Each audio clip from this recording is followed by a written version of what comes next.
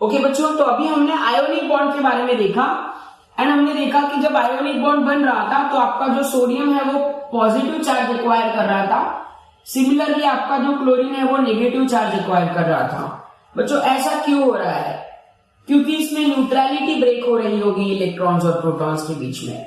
किसी भी एलिमेंट में अगर इक्वल नंबर ऑफ इलेक्ट्रॉन और इक्वल नंबर ऑफ प्रोटॉन होते हैं तब उसमें कोई चार्ज नहीं होता है। तो स्टूडेंट, सोडियम और सोडियम प्लस में क्या डिफरेंसेस है? सोडियम में number of electron will be equal to number of proton. बच्चों अभी हम एक डायग्राम देखेंगे। इलेक्ट्रॉन जो है नेगेटिव है और प्रोटॉन जो है पॉजिटिव है। तो अगर मैंने सोडियम बिना चार्ज के लिखा है मतलब डेफिनेटली उसमें जितने इलेक्ट्रॉन है उतने ही प्रोटॉन है, तो ये चार्ज कैंसिल हो जाएगा और यहां पर हम कुछ ओवरऑल चार्ज नहीं अप्लाई करेंगे। सिमिलरली सोडियम प्लस का मतलब है डेफिनेटली यार इसमें सोडियम प्लस का मतलब है इसमें डेफिनेटली प्रोटॉन का नंबर बढ़ गया होगा और आपका जो इलेक्ट्रॉन्स है, इलेक्ट्रॉन्स का नंबर जो है वो कम हो गया होगा। तो इलेक्ट्रॉन कम हो जाना, प्रोटॉन बढ़ जाना, तो ओवरऑल इस एलिमेंट पे चार्ज आ जाएगा नेगेटिव। सिमिलरली हमने क्लोरीन के केस में देखा था, क्लोरीन माइनस हो गया था, तो क्लोरीन माइनस हो जाना मतलब इसका रिवर्स हो गया होगा। तो क्लोरीन माइनस का मतलब उसमें इलेक्ट्रॉन के नंबर बढ़ गए होंगे और प्रोटॉन जितने थे उतने ही रहे, या प्रोटॉन उससे इलेक्ट्रॉन की कंपैरिजन में प्रोटॉन जो है वो कम हो जाए। Okay, so students let's see diagrammatically कि सोडियम पॉजिटिव क्यों हुआ और क्लोरीन नेगेटिव क्यों हुआ। सो हम सोडियम का स्ट्रक्चर बनाएंगे। Sodium atomic number 11, configuration is 2 8 and 1। Let's draw the structure of sodium. बच्चों सोडियम का अगर स्ट्रक्चर देखोगे तो कुछ इस तरह से हम सोडियम का स्ट्रक्चर बना सकते हैं। ओके,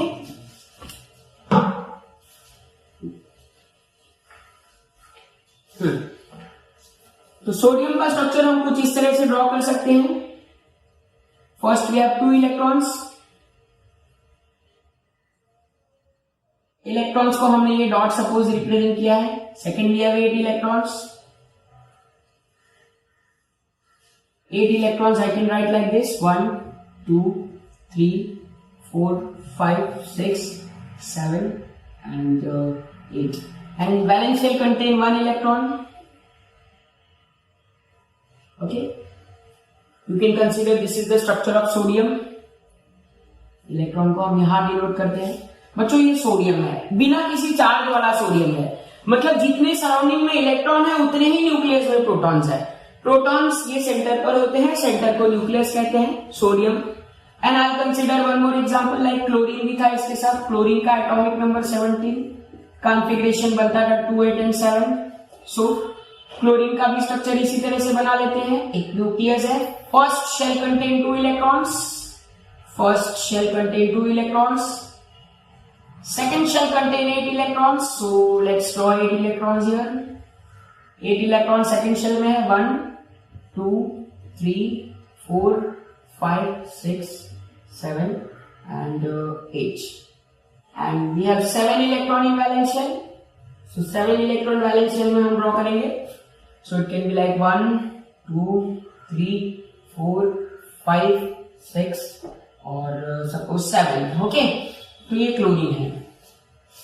नाउ स्टूडेंट्स, जब इनके बॉन्ड फॉर्मेशन की प्रोसेस होते हैं तो हम क्लियरली देख सकते हैं इसका जो वैलेंस शेल है यहां सिर्फ 1 इलेक्ट्रॉन है, बट क्लोरीन के वैलेंस शेल में बहुत सारे इलेक्ट्रॉन हैं। ओके, क्लोरीन के valence shell contain 7 electron and sodium का वैलेंस शेल कंटेन 1 इलेक्ट्रॉन। तो स्टूडेंट, किसको इलेक्ट्रॉन लेना चाहिए? बहुत सिंपल सा कंसेप्ट है। किसे इलेक्ट्रॉन लेना चाहिए? क्लोरीन को इलेक्ट्रॉन लेना चाहिए। तो सोडियम अपना एक इलेक्ट्रॉन क्लोरीन की तरफ डोनेट कर रहा है। सोडियम अपना इलेक्ट्रॉन डोनेट कर रहा है। स्टूडेंट, सोडियम चार्जलेस है, मतलब इलेक्ट्रॉन्स और प्रोटॉन जो है वो सेम है।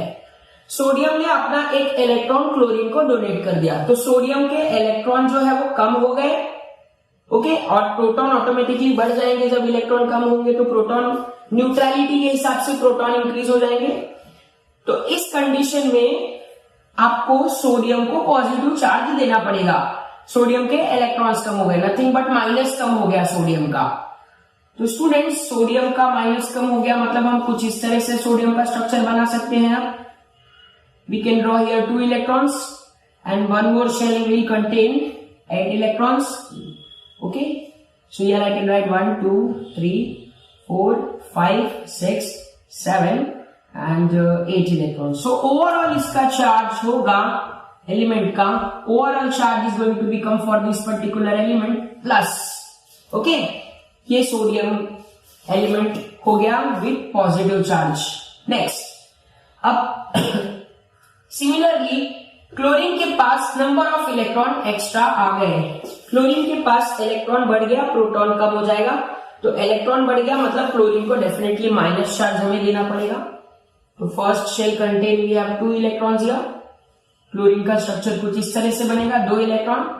सेकेंड शेल में हमारे पास है, second shell contain 8 electron. So I can write 1 2 3 4 5 6 7 8 and the last shell also contain 8 electron. So we can draw 1 2 3 4 5 6 7 8. So overall this chlorine atom is going to get negative charge. Okay, so chlorine is going to get negative charge and sodium is going to get positive charge.